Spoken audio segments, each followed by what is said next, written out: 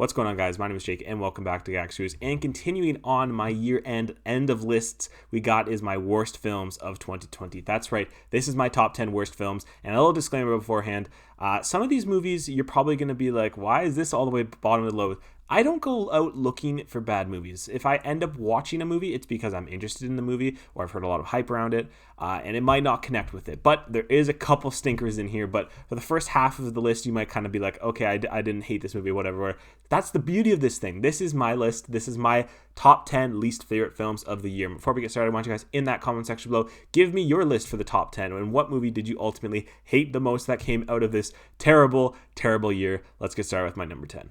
Coming in at number 10 is Spree, and there's nothing really inherently wrong with this movie. It's got a pretty interesting premise about a man who feels socially isolated and decides to do a bunch of random things that his viewers are telling him. And I like some of these films, the way that they frame their devices through electronics, and you could see through that device. And I thought that it was really cleverly done. Joe Keery really shines in this thing, but ultimately it just felt like a film that felt pretty inconsequential to me. It dragged a lot, and it felt really long for such a short runtime also. And I could totally see a lot of people loving this, becoming a cult classic, but this thing just felt a little too far into cliches for me to actually fully buy into it. That's why it's at my number 10. Coming in at number 9, this may surprise a lot of people, is To All the Boys, P.S. I Still Love You.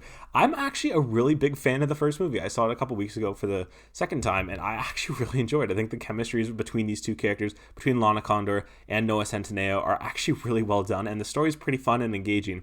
So why didn't I like the sequel? I think the change of directors had a lot to do with this. It just felt pretty similar to the first movie, but dumbed down and a lot lesser. Not to mention the story is way more problematic than the first one is, and it kind of dialed away that chemistry that I loved between these two characters. It took that away. It made Noah Centineo's character a huge dick, and I don't know if that was the right decision or not. I understand why they did it, but I just could not buy into this movie. It felt really overstuffed for a movie that only came in at 102 minutes.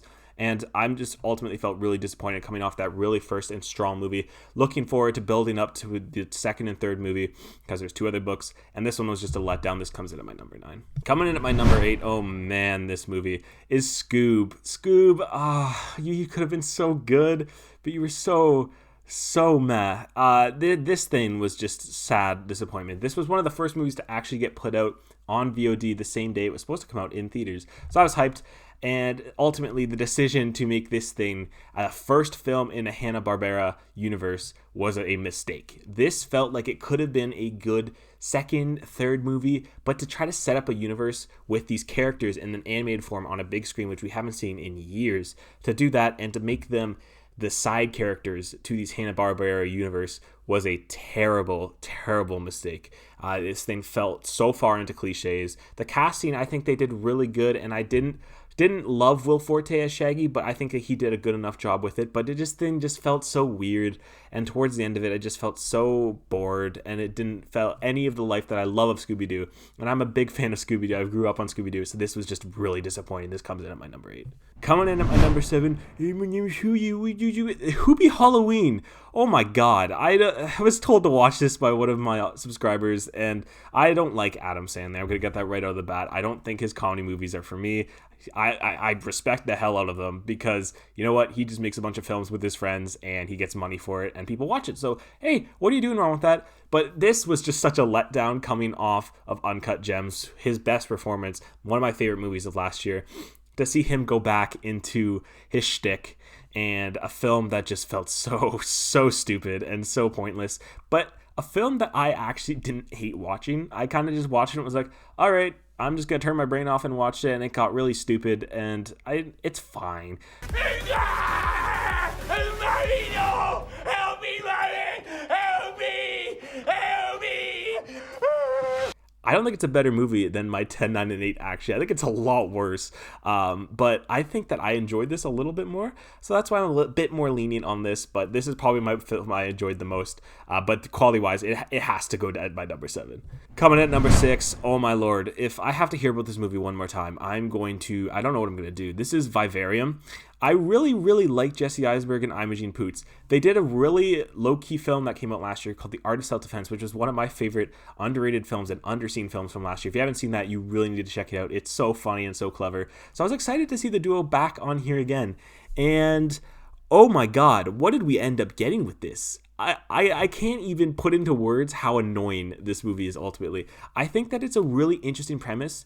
The science fiction element and the entire premise is actually really super promising, but the execution was just so off-putting. I felt like the filmmakers were trying to make a bigger and bolder step than it actually was. And one of the things, by far, that I hated so much about this movie was that kid. That kid is the single most annoying, frustrating, and just ear-wrenching character I've seen this year. And I every time I just see him, I get physically angry because he was terrible. Measure me. I grow fast as a dog.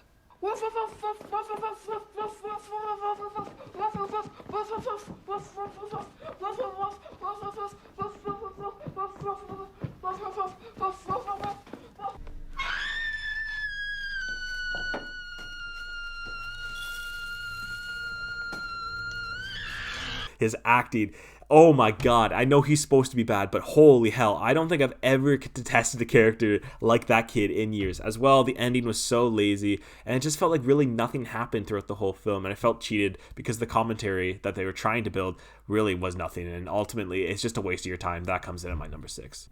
Coming in at number 5 is Mulan, one of my most disliked videos of the year because I spoke about Disney live-action remakes in general, and if you've watched that video, you know I am not a fan of Disney live-action remakes. I think that they are terrible. I think that they are made just for the sake of making money, and Mulan is no different. The fact that they put this behind a paywall of $30, I understand what they were trying to do, trying to make some money back at the time, but this is not a film that was worth $30.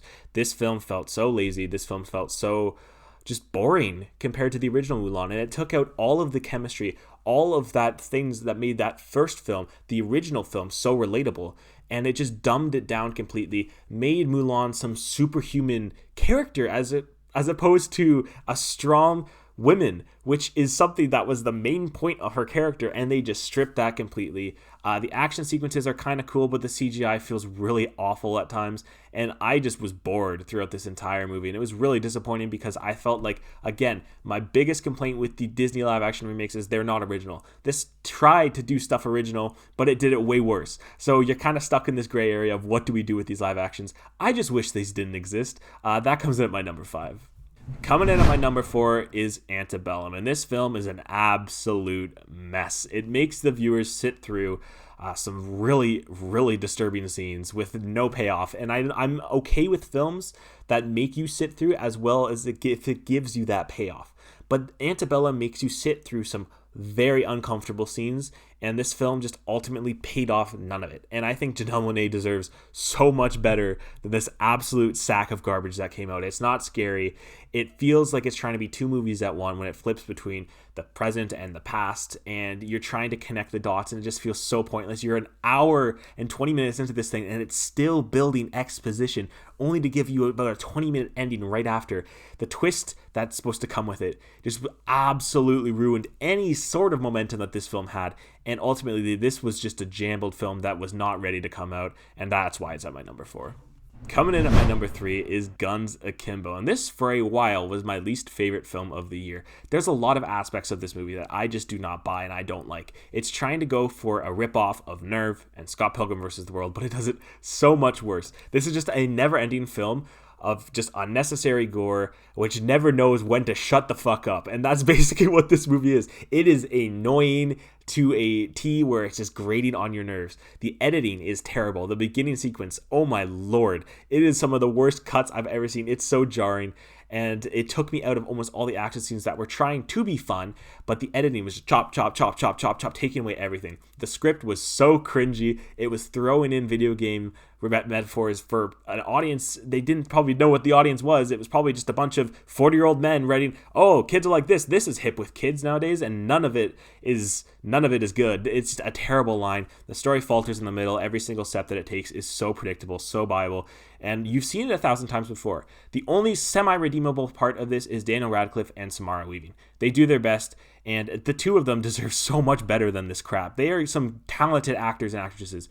This is just way too predictable, and for something that's only 90 minutes to sit through something so lazy, headache-inducing, it's not worth it. This comes in at my number 3.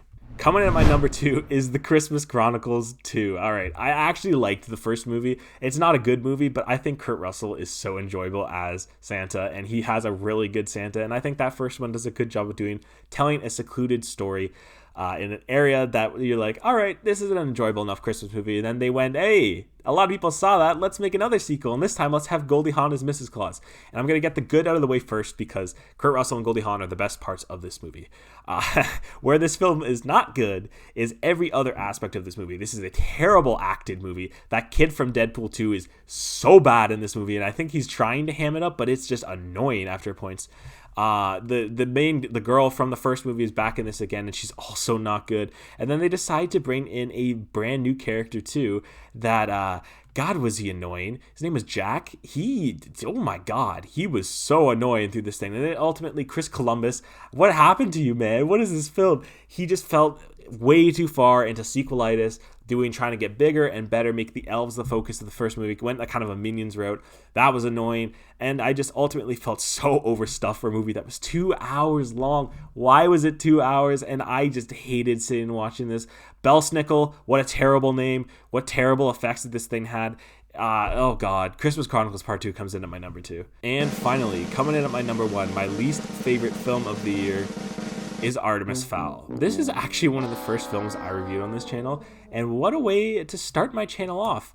Artemis Fowl is an absolute disaster, and as someone who really likes the source material, who had read most of the comics growing up, I don't know what happened to this movie. It has good pieces. Kenneth Branagh is a good director.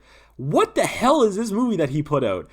First of all, you strip away Artemis as his main trait being a mastermind, a criminal mastermind, and you take away the criminal part and you go, oh, it's his dad, he's not a criminal, he's a good kid, but you go, I'm Artemis Fowl, I'm a criminal now, and that somehow makes you criminal, even though you've done nothing in the movie to make yourself a criminal. Oh my God, who else is in this movie? Josh Gad opening his mouth up, and the CGI is terrible, and this thing is just a mess. Judi Dench wearing a green ass, ugly ass mother. What is this movie? I can't, it makes me physically angry talking about this movie because they butchered so much that made that source material so good. All the CGI is horrendous. All the storytelling that they do is so boring and so cliched. And the action sequences are terrible. And just, why did you butcher such a good material that had such franchise material? You've just ruined it. Disney just went, oh, okay, I guess this will be bad. Let's put the worst possible script in here with the worst possible kid actor performance of the year. My God, is he bad, and just the terrible CGI effects. And Artemis Fowl is the worst film I've seen this year. I hated sitting through this thing. It was a terrible watch. Don't watch this movie. Please don't watch this movie. Don't put yourself through the pain that Artemis Fowl put me through. And that's my number 1 worst favorite film of the year. I got a little heated towards the end there, and I'm kind of just spewing nonsense because I don't honestly remember a ton about these movies. I try to block them out of my mind after I watch them, but Artemis Fowl, there are some sequences in here that have stuck in my head for the worst reason possible, and for that is my number 1 worst favorite film. I can't speak. That is my least favorite film of the year. All right, that's going to wrap it up for this video. Again, in that comment section below, let me know which films you hated the most this year. And as we prepare for my top 10 best films of the year, which will be coming out tomorrow to put a nice little bow on this very crappy year. That about wraps up for this video. If you guys did enjoy, if you could hit that like button and subscribe for more. But other than that, I have been Jake. Hope you guys have a very happy New Year's, and I'll see you guys in the next one. Thanks for watching.